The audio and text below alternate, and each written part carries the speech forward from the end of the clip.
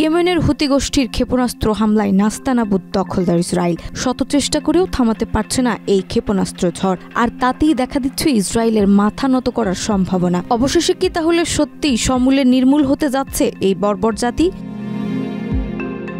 ফিলিস্তিনিদের প্রতি সংহতি জানিয়ে ইয়েমেনের হুতি বিদ্রোহীরা আবারও ইসরায়েল এবং যুক্তরাষ্ট্রকে লক্ষ্য করে হামলা চালিয়েছে। 23 মার্চ ভোররাতে ইসরায়েলের বেন গুরিয়ন আন্তর্জাতিক বিমানবন্দর লক্ষ্য করে একটি প্যালেস্টাইন 2 হাইপারসনিক ক্ষেপণাস্ত্র নিক্ষেপের দাবি করেছে সশস্ত্র এই গোষ্ঠী।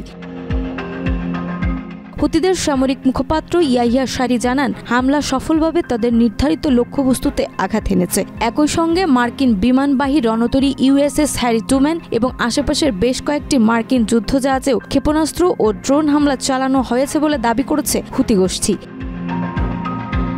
এদিকে ইসরায়েলি সেনাবাহিনী জানিয়েছে, ইয়েমেন থেকে ছোড়া একটি ব্যালিস্টিক ক্ষেপণাস্ত্র ইসরায়েলি আকাশসীমায় প্রবেশের আগেই প্রতিরক্ষা ব্যবস্থার মাধ্যমে ভূপাতিত করা হয়েছে। ভোররাতে দেশটির একাধিক অঞ্চলে সাইরেন বাজিয়ে জনগণকে সতর্কও করা হয়েছে। ঘটনার পর ইসরায়েলের সামরিক বাহিনী এক বিবৃতিতে জানায়, ইয়েমেন থেকে ছোড়া এই ক্ষেপণাস্ত্র সময়মতো বাধা দেওয়া সম্ভব হয়েছে এবং এ পর্যন্ত কোনো হতাহতের খবর পাওয়া যায়নি। গত কয়েকদিন ধরেই হুতিদের পক্ষ থেকে ধারাবাহিকভাবে ইসরায়েলে লক্ষ্য করে ক্ষেপণাস্ত্র হামলা চালানো হচ্ছে। এর মধ্যে 22 মার্চ সকালেও বেলগুরিয়ন বিমানবন্দর লক্ষ্য করে ব্যালিস্টিক ক্ষেপণাস্ত্র ছোড়া হয়। গত দুদিনে এটি ছিল হুতিদের তৃতীয় হামলা। হুতি গোষ্ঠী স্পষ্টভাবে জানিয়ে দিয়েছে, গাজায় ইসরায়েলি আগ্রাসন বন্ধ না হওয়া পর্যন্ত ইসরায়েলি আকাশসীমা তাদের জন্য নিরাপদ থাকবে না।